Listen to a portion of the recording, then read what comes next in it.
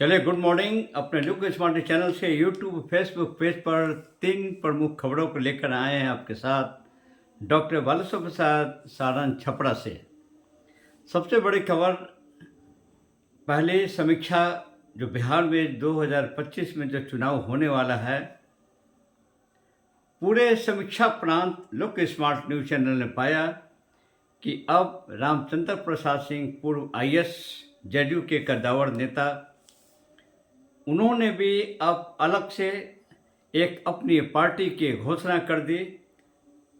नाम है आप सबकी आवाज़ पाएं, पार्टी का नाम रखा है। और इन्होंने दावा किया कि 2025 में ये 144 सीटों विधानसभा पर ये चुनाव लड़ सकते हैं। सिंबॉलिक की जहाँ तक बात है, सिंबॉलिक का कैटेगरी इन्होंने बताया। और ये जैसी दर्जा पार्टी का मिलेगा चुनाव आयोग से, ये भी अब 2025 में चुनाव लड़ेंगे। दूसरी तरफ खबर चलते हम प्रशांत किशोर की तरफ। जन सुराग पार्टी जो लगभग बिहार के 38 जिला में इंक्रोच कर चुके हैं, अब तो उपचुनाव में भी ये लोग अपना ट्रायल पे शुरू है। लेकिन हम बताते चलते हैं, पहला चैनल लोक स्मार्ट चैनल, अगर ये दोनों प्रशांत किशोर और आरसीपी सिंह के आने से सबसे बड़ा झटका लगेगा 2025 के चुनाव में राजद को, लालू प्रसाद की पार्टी को ज़बरदस्त धक्का लगेगा। और कांग्रेस का तो दूर दूर तक पता नहीं रहेगा, सीपीआई एमएलए तो काफ़ी दूर। यानी कि अब तय हो चुका है कि 2025 में अगर दोनों पार्टियां लड़ती हैं 2025 में, तो 2025 में एनडीए की जीत तय है। कारण है कि जदयू को भी सीटें इसलिए मिलेंगी क्योंकि प्रधानमंत्री मोदी जी का जो 2-3 जो लक्ष्य है, जो एक देश एक चुनाव के साथ साथ महिला आपको बिल के साथ साथ जो ज़मीन का जो मामला, जो मुस्लिम जो ज़मीनें हैं कई तरीके से जिस पर जांच चल रही है, मजबूरी है आपको लोग वोट देंगे जेडीयू को और एनडीए को जिताएंगे, तब मोदी जी का भी सपना पूरा हो जाएगा।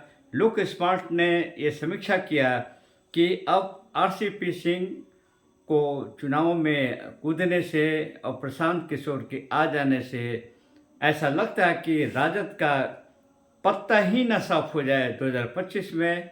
और कांग्रेस का तो दूर दूर तक कोई नामो निशान नहीं रहेगा, सीपीआई एमएल हो चाहे कोई हो। यानी कि तय, अब बिल्कुल दावे के साथ ही चैनल कहता है कि अब एनडीए की जीत तय होगी।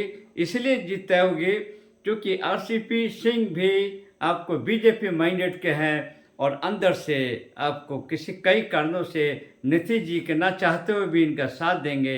इस पार्टी अंदर से एनडीए को भी मदद करेगी और प्रशांत किशोर साहब भी जो हैं पीके ना चाहते हुए भी ये भी एनडीए की मदद करेंगे।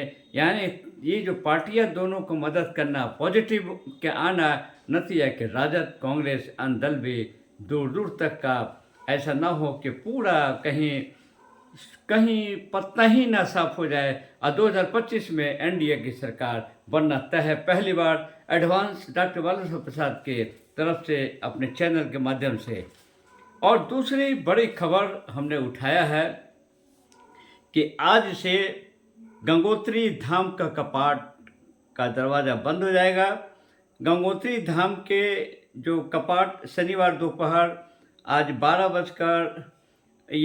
बजे से विधि विधान के साथ शीतकाल के लिए ये बंद कर दिया जाएगा। अब अगले दिन रविवार को ये भैया दूज के सुबह का अवसर 8:30 बजे केदारनाथ और दोपहर 12:05 पर ये यमुनोत्री धाम के कपाट ये बंद हो जाएंगे।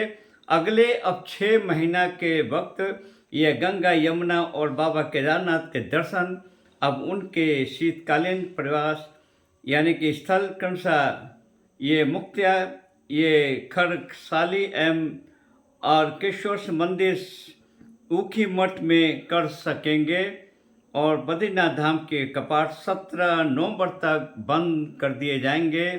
बताते चलते हैं कि कपाट बंदी जो उत्सव के लिए गंगोत्री जो मंदिर में भव्य सजावट की गई है, यानी कि अब जो भी 6 महीने के लिए आज से ये गंगोत्री धाम के कपाट बंद हो जाएंगे।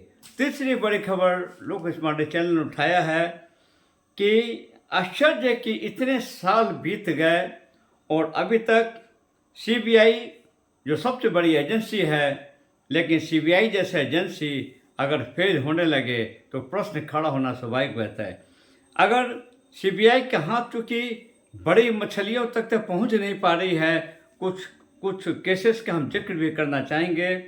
हम शुरुआत करते हैं कि ये ब्रह्मेश्वर मुखिया हत्याकांड की अगर जहाँ तक बात लेते हैं तो ये साल आपको 10 दिसंबर 2023 को सीबीआई ने ये आरा सिविल कोर्ट में इसमें चार्जशीट भी दाखिल की थी। सीबीआई ने इस हत्याकांड में हुलास पांडे सहित लोगों को आरोपी बनाया था, लेकिन अब आरा के एमपी एमएलए के विशेष अदालत में सीबीआई की चार्जशीट को खारिज कर दिया गया है। यहाँ अभी भी सीबीआई का बहुत कुछ हासिल नहीं हो सका है। 1 जून 2012 को आरा के ये नवादा थाना क्षेत्र के ये कतीरा मोहल्ला स्थित आवास से कुछ दूरी पर ब्रह्मेश्वर मुखिया की जो गोली मारकर हत्या कर दी थी, यानी कि यहाँ भी सीबीआई का हाथ खाली है। दूसरा मामला ले चलते हैं मुजफ्फरपुर का मामला यह कि नवरुणा अपहरण केस बहुत चर्चित कांड। सीबीआई मुजफ्फरपुर के द्वारा 12 वर्षीय बच्ची नवरुणा ये चक्रवर्ती के अपहरणकर्ताओं के मामले में आज जांच सुप्रीम कोर्ट के आदेश पर 14 फरवरी 2014 से ही कर रही है, लेकिन अब तक दोषियों को चिन्हित करने में असफल सीबीआई रही है। इस मामले में कई बार सुप्रीम कोर्ट ने भी संज्ञान लेकर सीबीआई को फटकार भी लगाया है, फिर भी कुछ हासिल नहीं हो सका।